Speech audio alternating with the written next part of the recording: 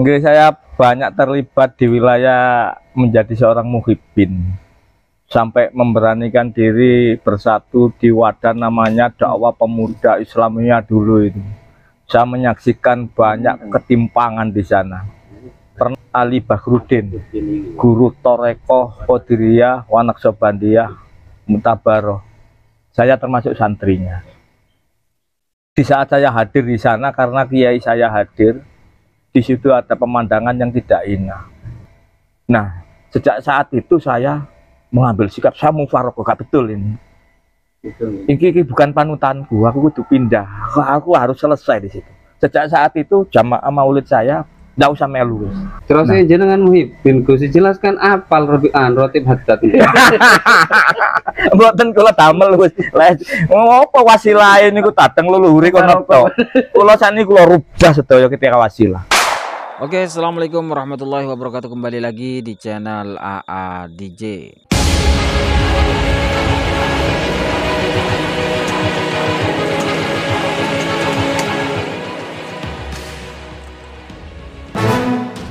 Testimoni dari seorang kiai karena melihat perilaku arogansi dari seorang Habib di atas panggung hanya kepada penjual kacang saja.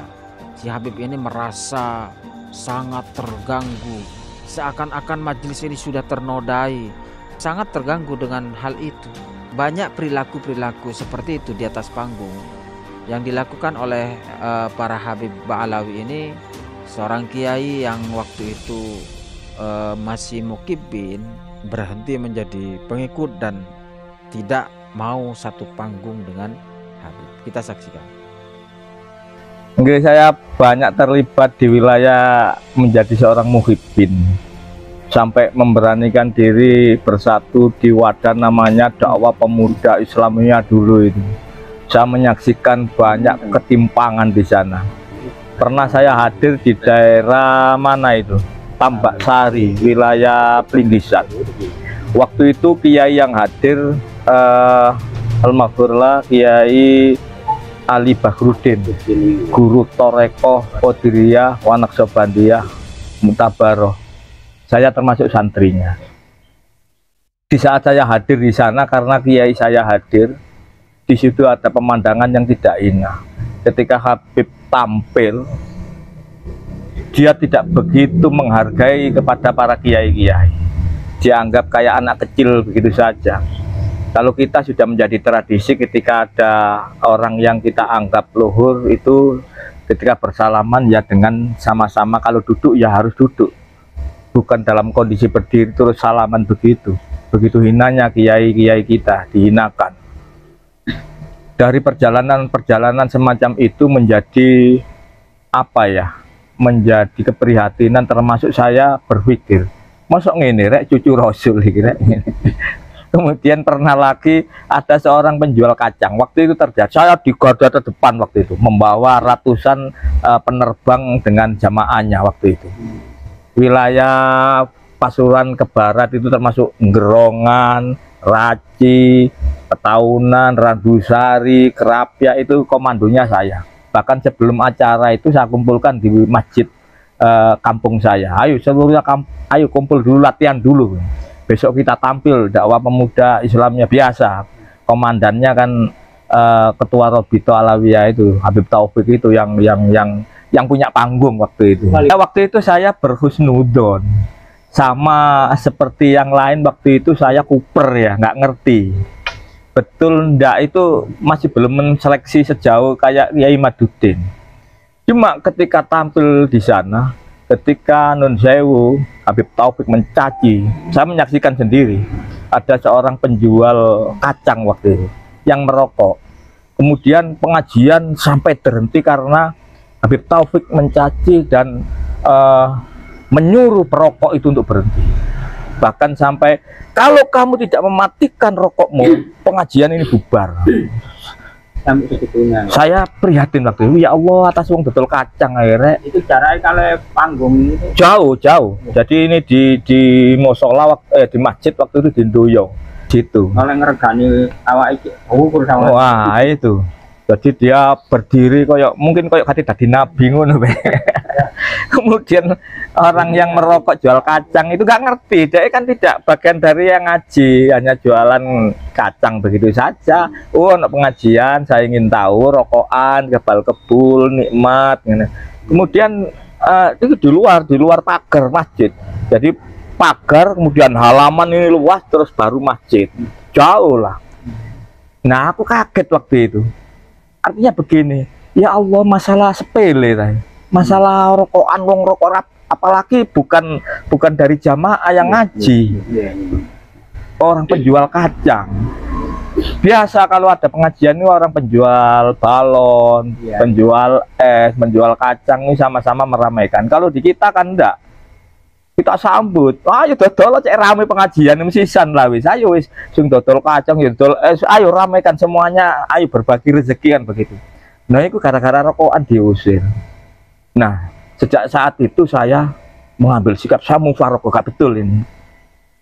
Ini bukan panutanku, aku kudu pindah, aku harus selesai di situ. Sejak saat itu jamaah maulid saya nggak usah melu.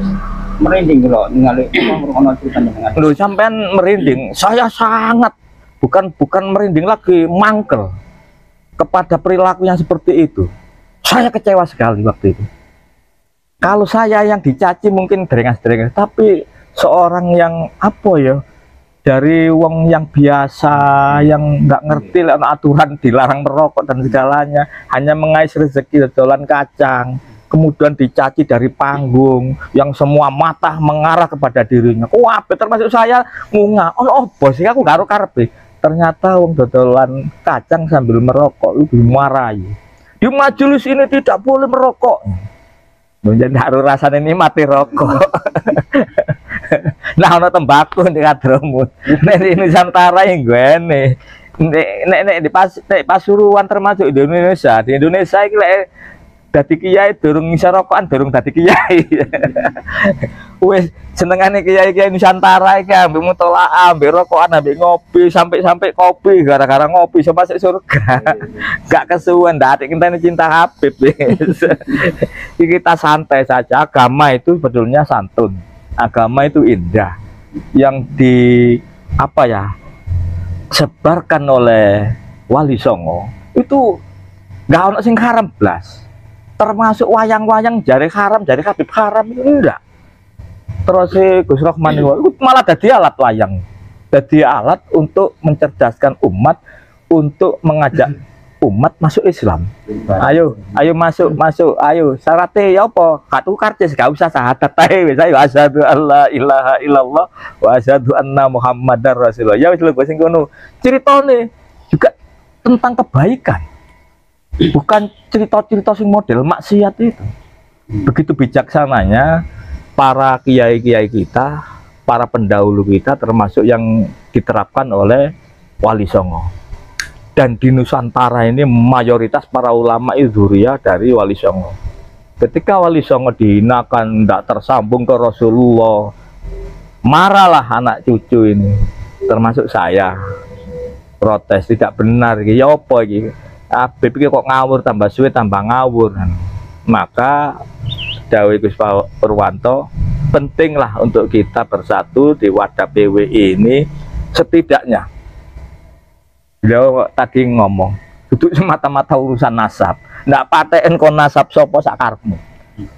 Ketika kamu menghinakan leluhur Nusantara, ketika kamu melecehkan Nusantara, maka sebagai anak bangsa akan bangkit, akan tidak terima. Jadi jangan coba-coba. Kalau dulu saya sering pakai istilah oknum habaib, oknum habib, per orang-orang, oknum habib. Misalnya jamak ternyata, terkoneksi ternyata. Engko nek ono sing elek ngene wadule referensi ini nang Robito Alawiyah, ternyata mereka itu satu kesatuan. Tidak bisa dipisahkan. Oh, itu oknum, tidak. Sudah menjadi satu kesatuan mereka itu yang sudah jelas. Kalau Mama sampai Mama Gufron itu oknum. Mama Gufron oknum karena satu. Mama Gufron itu dulu kan lucu-lucuan itu ya. Sing Bima Koli gitu ya. Makoli Bima Koli. Jangan kan tahu itu. Iku banyak orang yang bingung kan menafsiri. Ojo maneh Habib. Orang-orang kita dewe, orang PWI kan bingung. Yo opo rek isin-ngisini. Ternyata apa? Ngeprank itu. Dalam rangka mencerdaskan MUI kita. MUI ketika Mama Gufron ngomong ambek semut, Bimakoli itu terus kemudian dianggap sesat. Padahal Mama Gufron ngeprank gitu. Loh kamu kok MUI kok ribut urusan saya ngomong dengan semut? Bagaimana dengan mereka yang menyatakan bahwa tidak perlu belajar agama, yang penting cinta Habib masuk surga? Di mana posisi MUI? Kemudian ada yang namanya leluhur Kabaib, yang namanya siapa itu? Yang Isra Mi'raj 70 itu. Fakih Muqaddam juga. Fakih Muqaddam dah apal sampean. Aku lho mboten apal, saking nyengkak-nyengkakna niku wae. Nggih ngoten niku lah. Jarene sedina Isra Mi'raj 70 kali. Terus jenengan Muhyiddin Gus jelaskan apal Rotib Haddad. Mboten kula damel wis. Ngopo wasilah niku dateng leluhure kono to. Kula sakniki kula rubah sedaya ketika wasilah. Wasilah pertama nang ngene Duriya Wali Songo. Mbah kita Wali Songo kula anu mulai lancar bener. Riyen balik-balik nggih golongane fakih niku. Kodam niku. Sampai keliru kodam niku sing kula sebut. Saniki mboten lah. Lek wasilah ya nang leluhure dhewe, karena leluhure iki yang memberikan kebaikan untuk bangsa dan pribadi kita. Mboten sungkan-sungkan kula termasuk nyebut Mbah Slaga, Mbah Hasan Sanusi, Mbah Saad, Mbah Sakarudin, Mbah Soleh Semendi. Lancar pun niki. Riyen mboten jarang. Kelanten wis ke doktrin sing golongane kodam niku lho. Termasuk mbah kula sing di wilayah Ponorogo, Mbah Ageng Anom Besari, Ki Ageng Muhammad Besari, biasa kalau sebutaken.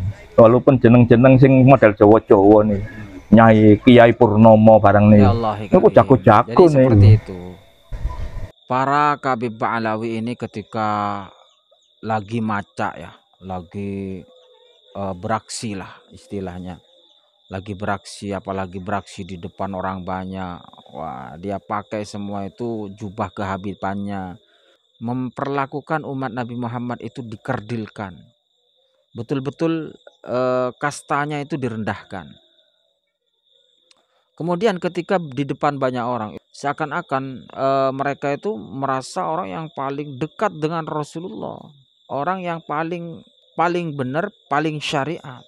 Sehingga tidak sedikit perilaku Kabib Ba'alawi itu sangat arogansi, merendahkan, dan kalau menegur pun mereka tidak segan-segan menggunakan cara-cara yang tidak beretika, tidak beradab.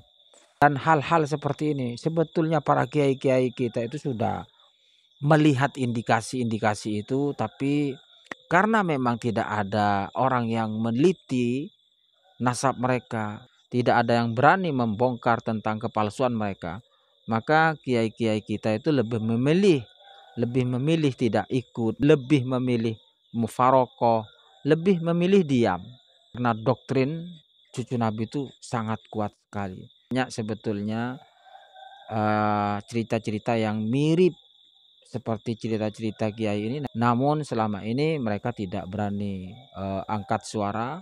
Dan alhamdulillah sejak ada tesis Kiai Mat, semua kelakuan itu, semua perilaku Habib yang tidak pantas, baik itu di depan orang banyak ataupun di depan panggung, itu semua dikeluarkan semua sekarang.